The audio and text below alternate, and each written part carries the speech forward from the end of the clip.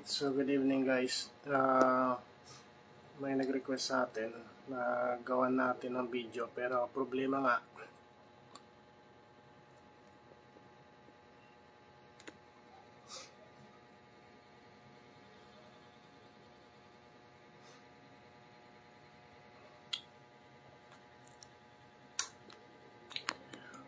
So ang problema natin kasi ngayon medyo kasama yung pakiramdam natin. Ang problema lang kasi pag nag-upload ako guys ng video, yung nangyayari, ang video na 90 seconds, ginagawang hanggang part 7. So sira yung page natin. Tinatry ko pa siya i-communicate sa natin, sa Meta. Pero ilang buwan na yan eh. Ganun pa rin. Anyways, so kay Mertex ata na nag-comment na gawa natin ng video kung paano ba kinukuha. Ito, bibigyan ko kayo ng example. Pasensya na kayo sa boses, tsaka sinisipon din ako. Minsan ako nag-fixit ako. So, ganito. Ito, symbolize to ng right hand natin. Okay? Right hand. Left hand. Dapat pag nag-deal kayo ng fingerprint or hand classification, dapat may ganito kayo, may ginagawa kayong chart. So dito, right hand sa taas, left hand sa baba. And then, ang tandaan nyo, in terms of primary classification, dapat may numbering kayo. So the right thumb is number 1, number 2, number 3, number 4, number 5. Yung number 2 yung ano natin, yung right index, right middle, number 3, right ring finger, and then yung number 5 is left, right, right little finger. So yun so on sa left hand natin. Okay? So hindi pwede na ito yung maging number 6 natin. Babalik tayo doon sa thumb natin. Magiging ano siya, number 6. Okay? So tandaan nyo, isa sa tandaan nyo bago kayo magsimula, bago nyo alamin ang rule dito, isa sa mga tatandaan nyo ito. Okay? Ang tatandaan nyo, ano na ito susulat to. Okay? The numerator and the denominator. Okay? So, numerator natin is the even number. Even number, ibig sabihin yung 2, 4, 6, 8, 10. So, ito si 2, 4, and then si 6, left thumb natin, and then 8, 10. Si middle na left, and then yung 10 natin is little na left 10. Okay? And then the rest, dito na sa numerator. Okay? Si odd. 3, 5, 7, 9. Na ano ko ba kamalobat tayo kasi 10% lang yan. Mamaya matutulog na sa kotse na minom ako ng cetirizine baka matulog ako umaga. Kaya ginawa ko na lang to bago mag-dinner. Okay? So, balik tayo dito. Pag meron na kayo nitong mga formula, ay again una na tandaan, lagyan ng right hand, left hand, tapos lagyan ng number up to 10. And then, separate mo si odd at si even. Okay? Separate mo siya. Pag meron ka na nito, alamin mo yung rule in terms of primary classification. Yung rule in primary classification, only world pattern ang may value. So, pag naging arc yan, naging loop yan, wala siyang value. Okay? Parang ikaw, walang value. Sorry, iba na pala yun. Okay, so gagawa tayo ng example. Ano ba? So, sa akin kasi, puro loop yung pattern ko eh. Ano ba yung pwede natin gawin? Guys, pag ito, pag nag-world tong lahat, automatic 32 over 32 na yung ano natin sa formula. Okay? 32 over 32 na siya. Automatic na yun, pag world lahat. Kasi may value siya. So, ang tandaan, yan na yung ano niya setup. Pag alam mo na only world ang may value, ang next mo tatandaan is yung pair. Okay? Kasi yung pair na to, ito, si 1 at 2, at hindi na, ayaw na, sumula. Si 1 at 2, it is pair number 1. Okay? 3 and 4, pair number 2, and then si 5 and 6, pair number 3. Okay? Pair number 3 sila. Ito, si 7 and 8, pair number 4, and then si 9 of 10, pair number 5. Ayan, tanong ko kanina dyan sa ano natin, kung anong pair. Anong pair si, ano ba natin yung, si right middle tsaka si right ring finger. So, pair number 2 sila. Bakit mo kailangan alamin to? Kasi may value yan.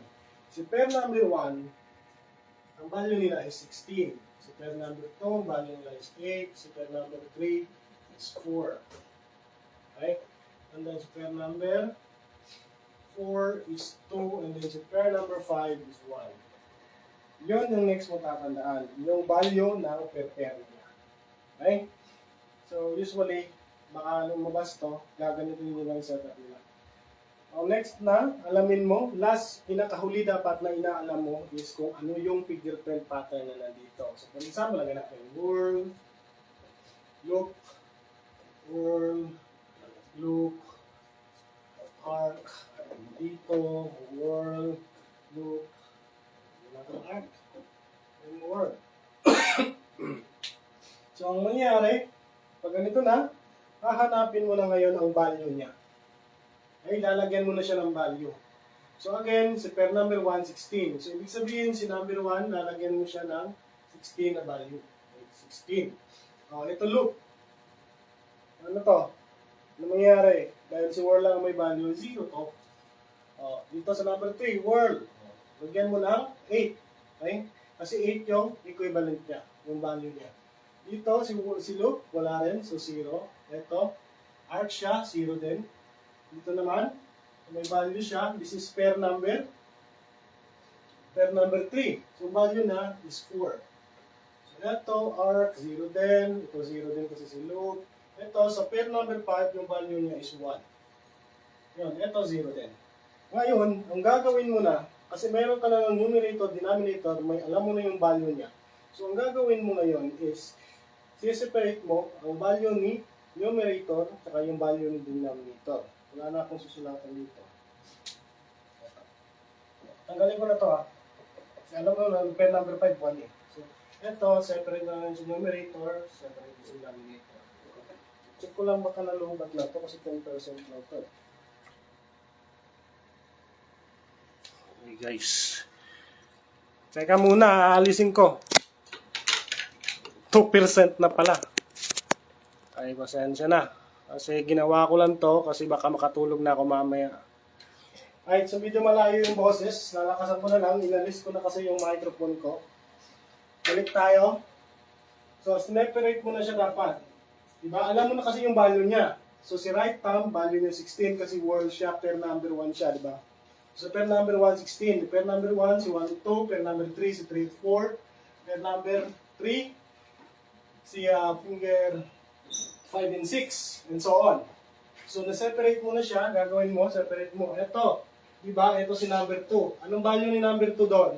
Sa numerator, diba 0? So, lalagay mo 0. Okay? And then, si 4. Hahanapin mo ngayon si 4. Asan si 4? Ito, 0 din. Okay? So, i-add mo lang yan. Hanapin mo si number 6. May value ba si number 6? Ayan, whirl yung number 6 natin. Diba? Whirl yung number 6 natin. So, ang value niya is 4. So, add mo lang yan. Kaya ito. Napakadali lang nito. Sa number 8, ano yung function nito? Ano yung number 8? Value? 0 din kasi loop siya. Diba? Loop yung pattern niya. So, 0 siya. 0. And then sa number 10, ganun din kasi arc 0 din. Diba? 0. Ngayon, hahanapin mo na si denominator. Yung odd. Si odd natin, ano dito? Diba whirl? Sabay, 16 yung value niya. So, lalagay natin dito 16. And then, punta tayo sa number 3. Ay, may value ba si number 3? Ito. May value siya, plus 8. And then, si number 5, arc. So, 0, plus 0. And then, si number 7, 0 din, plus 0. And then, si number 9, word, plus 1. Okay? Ano yung mangyayari dito? So, i-add mo na to. I-add mo siya. The numerator natin, meron tayong 4. Ay, yung value ni 4. 4 lang yung total niya kasi 4 na 0. So, ilagay mo dito 4. And then dito si 16, A24, 25. So mangyari, yung primary classification natin is 4/25.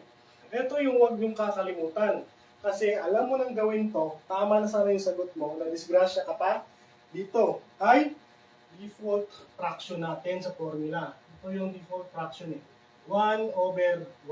Standard to ha, huwag mong kakalimutan yan. So yung sagot dito is 5/26. Yung fingerprint natin dyan kanina na tanong, sinadya ko yung minali at saka pina-edit. Kasi para malaman ko kung alam ba talaga. Yung iba sasagot lang talaga. So disgrasya talaga, maraming problema dito. Okay? Susunod natin, siguro si secondary sa susunod, pero malaki yung ano yan eh, mahaba si secondary hanggang ngayon sa ano natin kay final classification. Si primary talaga ang pinakasimple. And then susunod si Rat family. Kung alam niyo si Rat family, yun easy din din. Okay, so hopefully naiintindihan nyo. Hindi ako makapatuloy na ito. Sumasama talaga yung program ko. Mertex, ito na yung hiniling mo na primary. Hopefully, mag-comment lang kayo lang kung mayroon kayong katanungan o mayroon kayong part na hindi naiintindihan. Okay? Again, ano ang mga rule natin dapat natin tandaan? First rule, right hand, left hand. Second rule, numbering. Okay? Numbering. Bago mo alamin kung anong pattern yan, numbering muna. And then, separate the numerator and denominator. After na-separate mo, lagyan mo ng value yung pair. So, lagi tatandaan, si 1 at 2, first pair, 3 and 4, second pair, 5 and 6, third pair, and then 7 and 8, fourth pair, and then 9 and 10. Pag alam mo na yung lahat, na lagay mo na siya, gagawin mo, check mo na kung anong pattern. Then, pancet canton na yung natira dito. One hit na to agad. Okay? And then, wag kakalimutan si default fraction natin sa formula na 1:1. Okay? Goods na? Hopefully naintindihan nyo. Stop talaga ako kasi hindi na maganda. Hindi maganda ito. Baka magka-violation pa tayo dahil sa ano na to, yung mga reaction natin sa ubo. Ha? Hopefully naintindihan kayo guys. And sa susunod na lang tayo magtatapusin. Ito yung problema natin sa live kasi hanggang 90 days lang to. Nagbago na sa meta. Wala na tayong magagawa dun. Ay, review nyo na lang sa mga bagong pasok. Shout out dyan sa mga nanonood ng live natin. Goods na tayo guys sa Criminology Talks again. And comment lang kayo dyan sa baba kung ano yung mga pwede natin may turo sa inyo. Ay, wait ha, ito hindi na to related dito sa fingerprint.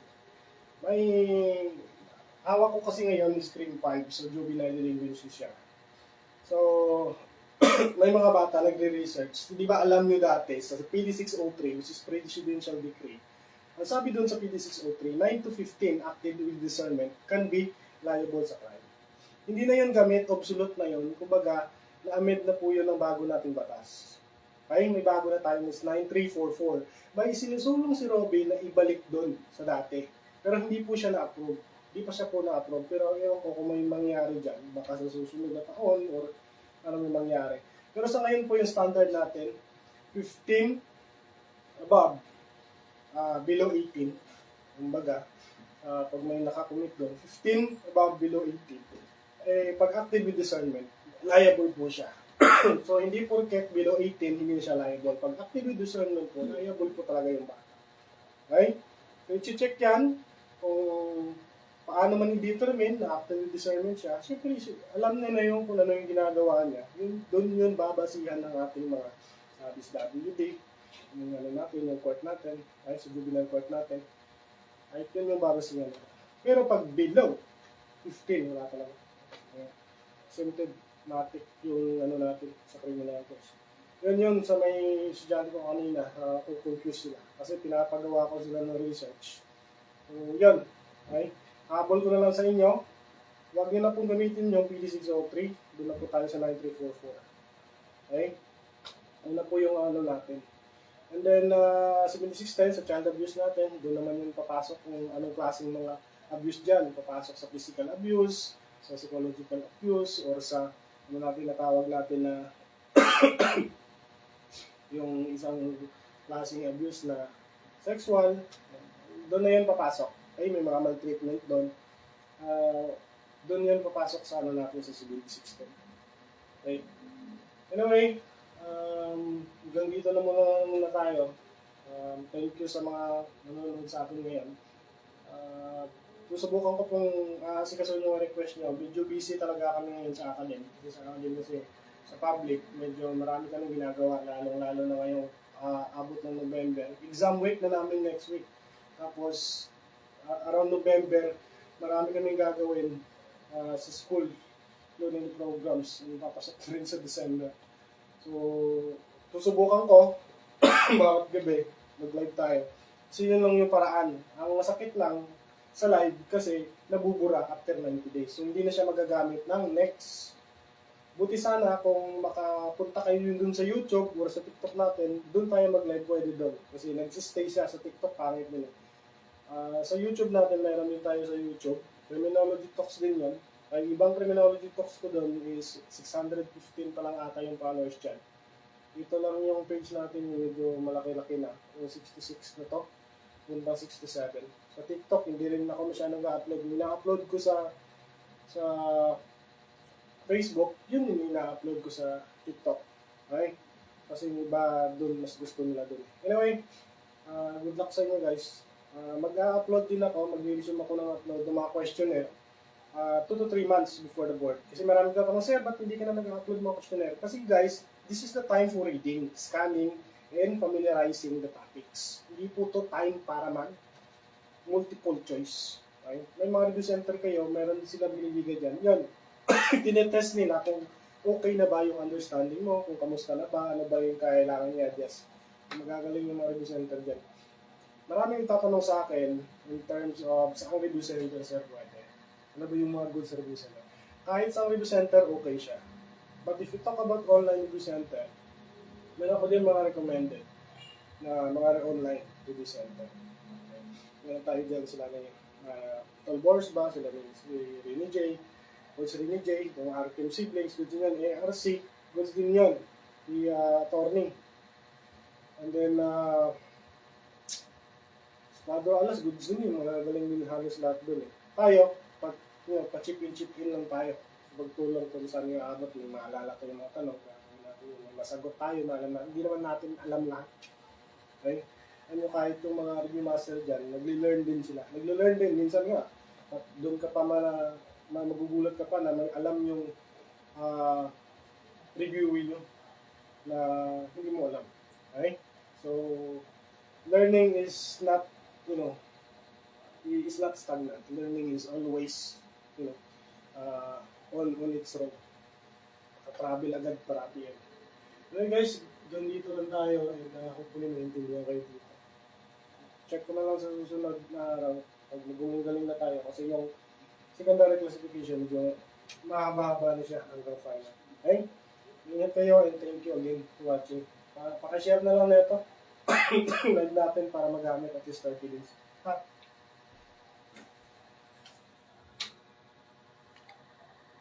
Shoutout na lang dyan sa ilan na ba kayo? Ilan bang viewers natin ngayon? Goods na tayo Medyo masama yung Okay, 30. Sorry guys, gang dyan na lang tayo muna. Review nyo na lang sa mga bagong pasok. Shoutout sa inyong lahat dyan. Hindi ko rin makita yung comment. Ayun ako. Yung sipon ko hindi mapigilan. Oy. Bye-bye!